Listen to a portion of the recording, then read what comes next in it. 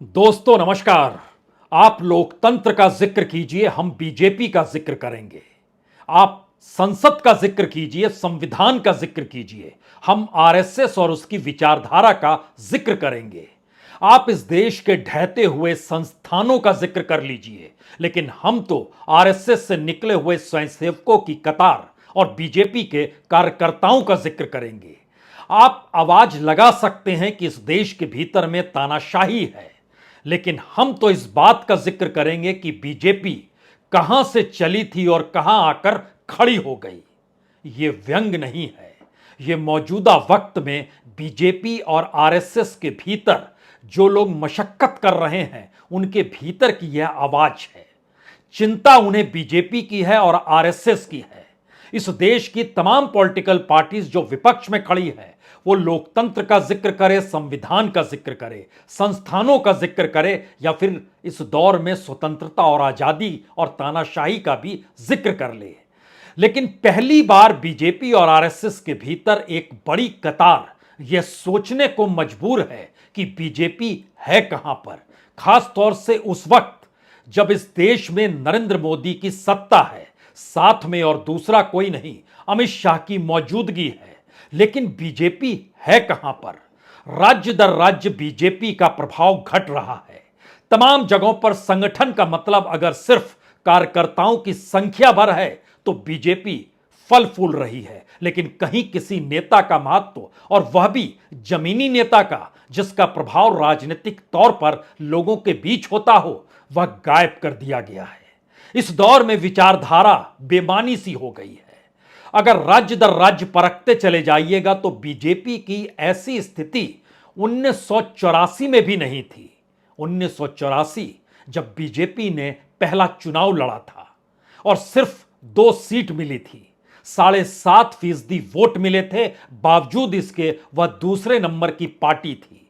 कांग्रेस को 49% वोट मिले और 404 सीट मिली, और बीजेपी को 7.5% वोट में सिर्फ 2 सीटें मिली थी। सीपीएम भी आगे थी, टीडीपी भी आगे थी, एआईडीएमके भी आगे थी, इंडिपेंडेंट्स भी आगे थे, सिर्फ 2 सीट। बावजूद इसके राज्यवार अगर बीजेपी की स्थिति को 1984 में भी परख लीजिए तो उस समय नेताओं की कतार जो उत्तर प्रदेश के भीतर थी, जो बिहार के भीतर थी, जो उस दौर में मध्य प्रदेश के भीतर थी, राजस्थान में थी, जो पंजाब में खड़े हो रहे थे, जो उस दौर में महाराष्ट्र के भीतर अपनी मौजूदगी का एहसास कराने लगे थे, अगर इन तमाम राज्यों को परखते चले जाइएगा तो मौजूदा वक्त में आपका हाथ बिल्कुल खाली होगा, क्योंकि बीजेपी इन तमाम जगहों से खत्म होती चली जा रही है। बीजेपी जिन राज्यों में है वह दिल्ली के भरोसे है, दिल्ली के नेताओं के चेहरे के आसरे है, उनके केंद्रीय एजेंसियों की ताकत के आसरे है, लेकिन बीजेपी कहीं नहीं है। और ऐसे में अगर दिसंबर के चुनाव में एक के बाद एक 4 राज्यों में बीजेपी कहीं नहीं टिकती है तो जो बीजेपी के भीतर की खामोशी है वह फूट पड़ेगी, और उसके बाद बीजेपी में जो घमासान मचेगा वो शायद 2024 के अप्रैल और मई के महीने का इंतजार ना करे। ऐसी परिस्थिति में बीजेपी तो कहीं नहीं थी, तो क्या वाकई बीजेपी अंदर से खोखली हो गई है? दिखाने के लिए पैसा खूब है, बताने के लिए इस दौर में कार्यकर्ताओं की बड़ी कतार है, लेकिन क्या बीजेपी किसी भी राज्य में अपनी मौजूदगी का एहसास यह कहकर करा सकती है कि वहां पर जो नेता हैं उनकी जमीनी ताकत बड़ी जबरदस्त है, उनके पास आरएसएस की विचारधारा है, वो बीजेपी की जमीन से निकले हैं और राजनीति को साध रहे हैं? या फिर इन दोनों तीनों परिस्थितियों से हटकर दिसंबर इसलिए महत्वपूर्ण है, कांग्रेस भी इंतजार कर रही है। दिसंबर आते आते जब 3-4 राज्य राजस्थान, मध्य प्रदेश, छत्तीसगढ़ और तेलंगाना के चुनाव हो चले होंगे तो उसके बाद बीजेपी के भीतर जो घमासान मचेगा वो या तो बीजेपी को तोड़ देगा या फिर कांग्रेस को इतनी मजबूत परिस्थिति में लाकर खड़ा कर देगा जहां पर समूचा विपक्ष तो दूर, बीजेपी के भीतर भी जिनकी जिंदगी सिर्फ चुनाव और राजनीति के इर्द गिर्द रहती है वह भी कहीं ना कहीं वहां पर भी हड़कंप मच जाएगी। राज्य दर राज्य हमें लगता है आज इन परिस्थिति को समझने की जरूरत है, जहां पर बीजेपी का कोई नेता इस तरीके का जिक्र करे जिसका जिक्र हम कर गए हैं। और इस दौर में जब मोदी और शाह की सत्ता है तो बीजेपी के पास बचा क्या है? शायद इससे बड़ा बलंडर किसी दौर में नहीं हुआ था, और शायद बीजेपी इतनी अकेली और इतनी खोखली इससे पहले कभी थी भी नहीं। आप दो चार नाम ले सकते हैं जिसमें आप नरेंद्र मोदी का नाम लेंगे, अमित शाह का नाम लेंगे, हो सकता है जेपी नड्डा भी आपकी जुबान पर आ जाए, लेकिन उसके बाद आपके भीतर सवाल होगा, क्या उत्तर प्रदेश से एक लंबे अरसे तक राजनीतिक जमीन को बिछाने और खड़ा करने वाले राजनाथ सिंह कहीं के नहीं हैं?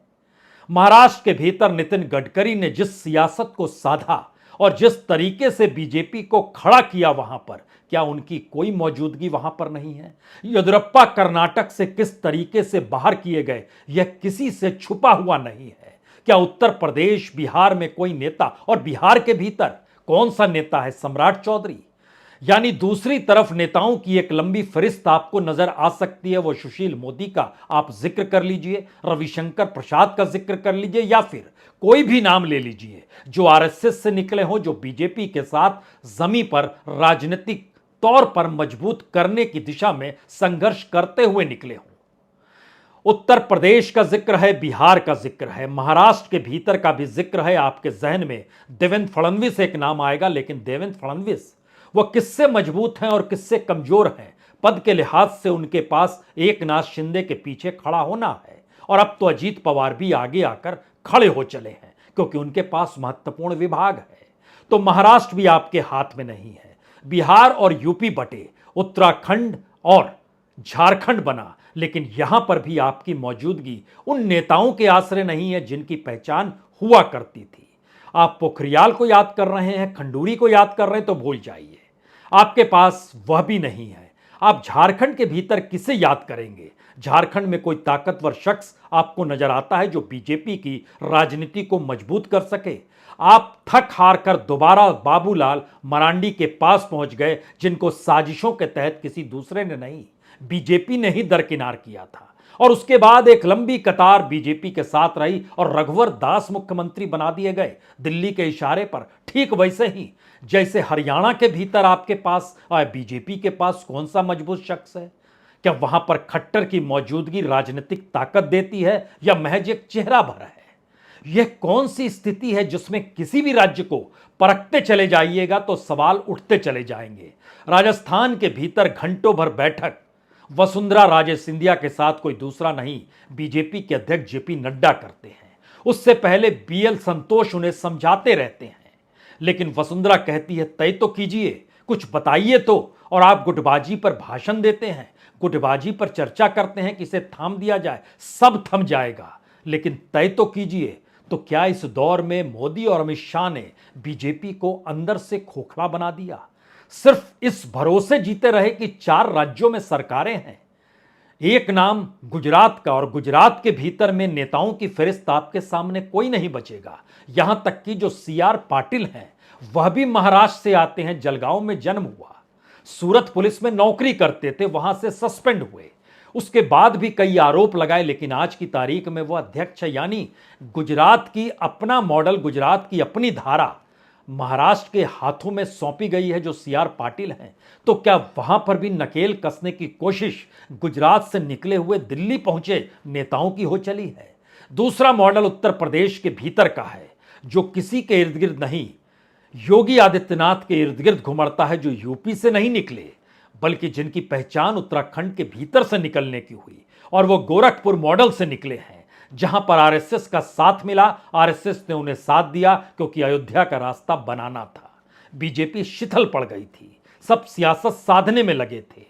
वहां से योगी आदित्यनाथ परवान चढ़ते हैं, लेकिन फिर वही सवाल, वह आरएसएस के नहीं है, वह हिंदू महासभा के हैं। और एक बड़ा टकराव वैचारिक तौर पर भी हिंदू महासभा के साथ आरएसएस का भी रहा है, हेडगेवार के दौर में भी और गुरु गोलवलकर के दौर में भी। लेकिन उसके बाद किस राज्य में आप जाना चाहेंगे? आपके सामने अगर पश्चिम बंगाल खड़ा है तो पश्चिम बंगाल के भीतर भी आपने उसी पॉलिटिकल पार्टी के नेताओं को कमान सौंपी है जिसके विरोध में आप खड़े हैं, शुभेंदु अधिकारी। यही चेहरा, यही पहचान। उड़ीसा के भीतर कौन बड़ा नेता है? उड़ीसा के भीतर दिल्ली की पहचान और दिल्ली में बीजेपी के बैठे नेताओं की पहचान धर्मेंद्र प्रधान के जरिए, जो एक चुनाव वहां जीत नहीं पाए, एक जिता नहीं पाए। वो कौन सी स्थिति है कि उड़ीसा में बीजेपी कहीं नहीं है, बंगाल में कहीं नहीं है, झारखंड के बीच आपका कोई नेता चेहरा नजर नहीं आता है, बिहार में नजर नहीं आता है, यूपी में आपकी पुरानी कैडर खत्म हो गई, नए कैडर में जिसे खड़ा किया जा रहा है उसमें सब कोई योगी मॉडल के इर्द गिर्द चलना चाहते हैं। राजस्थान के भीतर वसुंधरा को आपने छोड़ना चाहते हैं। छत्तीसगढ़ में रमन सिंह से दरकिनार कर लिया गया, लेकिन कोई चेहरा क्या आप उभार पाए? मध्य प्रदेश के भीतर आप चेक एंड बैलेंस खेलने लगे और ले आए ज्योतिरादित्य सिंधिया को। वहां नहीं चला तो अब पहली बार नरेंद्र सिंह तोमर को लेकर आए हैं, जो मुरैना से आते हैं, और ये बताने की कोशिश है कि देखिए इनकी पहुंच पकड़ जबरदस्त है खेतिहर किसानों के बीच में, जहां पर मध्य प्रदेश के किसान निकल कर दिल्ली पहुंचे थे और वो आवाज और नारे लग रहे थे तोमर के खिलाफ भी। उन्हें संयोजक बना दिया गया, ये जानते समझते हुए कि अश्वनी वैष्णव तो सिर्फ एक व्यवस्था करने वाले शख्स हैं। जो भूपेंद्र पटेल हैं वो भी अपने तौर पर चीजें कर नहीं पाएंगे, लेकिन जब पैसों का जोड़ तोड़ होता है तो चीजें अपने अनुकूल रखनी पड़ती है। तो क्या बीजेपी की पहचान इस दौर में, जो पैसा है बीजेपी के खाते में, जो पार्टी के पास पैसा है, जो बड़ी इमारतें हैं और जिले दर जिले बीजेपी का जो ऑफिस खड़ा हो रहा है, वही पहचान है? नेताओं की फहरिस्त इस दौर में कहीं नहीं है। तो किस राज्य में बीजेपी का जिक्र किस रूप में किया जाए? और अगर नहीं कर पा रहे हैं तो दिसंबर आते आते क्या हो जाएगा? जो खामोशी इस दौर में अलग अलग नेताओं ने बरती है और बिना आधार वाले नेताओं को जो स्पेस दिया गया है, क्या उसका परीक्षण भी जरूरी है? हो सकता है ये तमाम परीक्षण जरूरी हो, क्योंकि जब हम हर सिलसिले का जिक्र कर रहे हैं तो बीजेपी का नाम पैसे के तौर पर है, संगठन और उसके कार्यकर्ताओं की संख्या के तौर पर है, केंद्र की ताकत के तौर पर है, केंद्रीय जांच एजेंसियों के तौर पर है, जिले दर जिले बीजेपी की खड़ी होती इमारतों के तौर पर है। लेकिन एक बार फिर लौटिए, जब बीजेपी 1980 में बनी और 1984 में बीजेपी पहला चुनाव लड़ने जा रही थी, तो जिन जिन राज्यों का जिक्र कर रहे हैं वहां से जो नेता निकले उन्होंने ही बीजेपी को खड़ा किया। और 2024 आने से पहले जो बीजेपी की अंदरूनी स्थिति बतला रही है, उसमें राहुल गांधी और कांग्रेस की रणनीति बड़ी साफ है। वो जान चुके हैं कि बीजेपी अंदर से खोखली हो चली है, क्योंकि बाहर से जो दिखाया जा रहा है नरेंद्र मोदी और अमित शाह को, वह पूरा का पूरा 2024 की बिसात बिछाने के लिए है और अपनी छवि निखारने के लिए है। इससे हटकर बीजेपी के भीतर कुछ भी नहीं बच पा रहा है। तो टूट होना हो, घमासान तो मचेगा, शोर हंगामा तो मचेगा। येदियुरप्पा दरकिनार कर दिए गए तो कर्नाटक हार गए। हिमाचल प्रदेश के भीतर में नेताओं की फहरिस्त आपको अगर याद नहीं आ रही है तो एक क्षण के लिए आप याद कीजिए किस तरीके से वहां प्रेम कुमार धूमल हुआ करते थे, अनुराग ठाकुर के पिताजी। अभी भी राजनीतिक तौर पर उनका दिमाग 24 घंटे हर कॉन्स्टिट्यूंसी को लेकर चलता है, लेकिन आपने उन्हें दरकिनार कर दिया। उत्तराखंड में खंडूरी और पोखरियाल का जिक्र हमने जानबूझकर किया, आप धामी को ले आए। जो अपनी कॉन्स्टिट्यूंसी को देख ले तो यह भी शायद बड़ी बात है। तो क्या इस दौर में हरियाणा में खट्टर, उत्तराखंड में धामी, कर्नाटक में बोमई, राजस्थान में वसुंधरा, मध्य प्रदेश में शिवराज सिंह चौहान, छत्तीसगढ़ में रमन सिंह, गुजरात में बिना आधार वाले नेताओं का पूरा जमघट, और इन सब से बुरी स्थिति तो आपने इस तरीके की गवर्नेंस दी और इस तरीके की राजनीति को साधा कि अपने ही साथ खड़े लोग आपसे बिफर पड़े। उसमें बिहार भी शामिल है, पंजाब भी शामिल है, महाराष्ट्र भी शामिल है। उद्धव ठाकरे हो, नीतीश कुमार हो या फिर सुखबीर बादल हो, तीनों आपके साथ नहीं खड़े हैं, क्योंकि वो जान गए हैं कि जिस राजनीति पर आप चल रहे हैं उस राजनीति के आसरे जब बीजेपी ही अंदर से खोखली हो जाएगी तो इन छत्रपों को पूछेगा कौन, और ये छत्रप कितनी नाजुक स्थिति में होंगे यह बताएगा कौन। तीन अपने सबसे बेहतरीन सहयोगियों को उस राजनीति ने खोया जिस राजनीति ने डंके की चोट पर कहा सब कुछ हम ही तय करेंगे। और इस परिस्थिति में जब आप तेलंगाना और आंध्र के भीतर भी जाएंगे तो आंध्र प्रदेश में आप एनटीआर परिवार के इर्द गिर्द आकर खड़े हो गए। एनटीआर की बेटी पुंडेश्वरी आपकी अध्यक्ष बन गई हैं और आप डोरे डाल रहे हैं टीडीपी पर, चंद्रबाबू नायडू पर, जो एनटीआर के दामाद थे। राजनीतिक तौर पर किसी भी राज्य को किसी भी तरीके से परखना शुरू करेंगे तो जब आपके हाथ में असम का जिक्र होगा तो वहां भी एक कांग्रेसी बैठा है, पुराना कांग्रेसी, जो करप्ट, जिन पर आरोप भी लगे थे। और अगर आप उत्तर पूर्वी राज्यों में सेवन सिस्टर में चले जाएंगे तो जो कुछ मणिपुर में हुआ है उसकी पूरी की पूरी गूंज पूरे नॉर्थ ईस्ट के भीतर है। तो जो आरएसएस अपने तौर पर दबाव, एक वक्त लाल कृष्ण आडवाणी गृह मंत्री हुआ करते थे, तब उन्होंने डाला था जब 4 स्वयंसेवकों की हत्या हो गई थी नॉर्थ ईस्ट में। और तब उस वक्त गृह मंत्री ने कुछ भी नहीं किया था। उस वक्त दिल्ली में झंडेवालान में संघ के मुख्यालय में आडवाणी वहां पर चारों स्वयंसेवकों के लिए श्रद्धांजलि अर्पित करने आए थे। और गेट के पास ही, जो दरवाजे से घुसते ही बाईं तरफ जो हॉल है, वहीं पर चारों की तस्वीर लगा दी गई थी कि आडवाणी और अंदर ना जाए। इतना गुस्सा, आक्रोश आरएसएस के भीतर था क्योंकि वह नॉर्थ ईस्ट में काम कर रहा था। लेकिन उसकी राजनीतिक परिणति ऐसी होगी, जहां पर मुस्लिम नहीं है वहां गिरजाघरों और ईसाइयों को निशाने पर लिया जाए। सियासी तौर पर ऐसी सियासत ना तो यह विचारधारा है और ना ही यह एजेंडा है।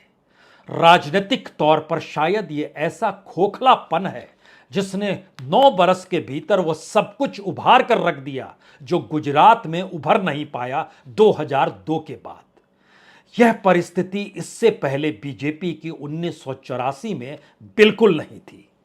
उस समय के नेताओं की फहरिस्त अगर आप देखेंगे तो आप हैरत में पड़ जाएंगे, क्या कतार थी नेताओं की। और फिर उसके बाद सोचेंगे मौजूदा वक्त में कौन है। सिर्फ इस बात का जिक्र बार बार किया जाता है कि पुराने नेताओं को नए लोगों के लिए रास्ता खोलना पड़ेगा। और यह जानते समझते हुए कि इस दौर में तमाम राज्यों में जहां बीजेपी शासन कर रही है वहां की आर्थिक सामाजिक परिस्थितियां डामाडोल है। कोई विजन नहीं है रोजगार कैसे दें, कोई विजन नहीं है कि लोगों की जिंदगी और उसकी जद्दोजहद में कैसे अब साथ भी खड़े हो पाए। यह एक ऐसी परिस्थिति है जिसमें सिवाय अब साम दाम दंडभेद नहीं है। यह दरअसल तिकड़मों की राजनीति का दौर है। और शायद इसीलिए कांग्रेस पहली बार समझ गई कि दरअसल यह राजनीति ज्यादा वक्त तक चलेगी नहीं। राहुल गांधी ने आज सुप्रीम कोर्ट का दरवाजा खटखटाया है, जिस सरनेम को लेकर जिक्र है। और यकीनी तौर पर सुप्रीम कोर्ट कितना वक्त लेगा जिरह करने में, यह कोई भी सोच सकता है कि मिनट में लेगा या सेकंड्स में लेगा, घंटे तो नहीं बीतेंगे, यह तो फैक्ट है। लेकिन बावजूद इसके बीजेपी उस राजनीति को साधने चली जहां जम्मू कश्मीर के भीतर कोई ऐसा नेता नहीं जिसकी पकड़ हो। हिमाचल प्रदेश में नेता नहीं, वहां पर आपने गुलाम नबी आजाद को अपने तौर पर खड़ा किया। हिमाचल प्रदेश में नेता नहीं, उत्तराखंड में नहीं, पंजाब में नहीं, हरियाणा में नहीं, उत्तर प्रदेश में योगी छोड़कर नहीं, जो आपका अपना पहले कभी नहीं था, बिहार में नहीं, झारखंड में नहीं, पश्चिम बंगाल में नहीं, उड़ीसा में नहीं, मध्य प्रदेश में नहीं, गुजरात के भीतर भी सिर्फ आपके पास फौज है। अगर ये सारी परिस्थिति को एक क्षण के लिए परखते चले जाइए और एक एक चीज पर गौर कीजिए।